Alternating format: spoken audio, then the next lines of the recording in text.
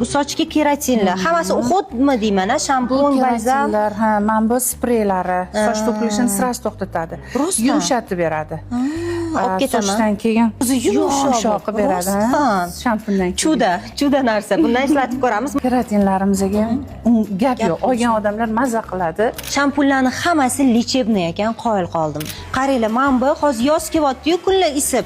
Ham terlashni oldini olar ekan. Bu yoqda bu mujskoy, mana bu женский. Ham hidi atirdek kelyapti-da, чистый turetskiy original mahsulotlar. Bu bilan ham soch, ham badanni yuvsanglar bo'lar ekan, farzandinglarni.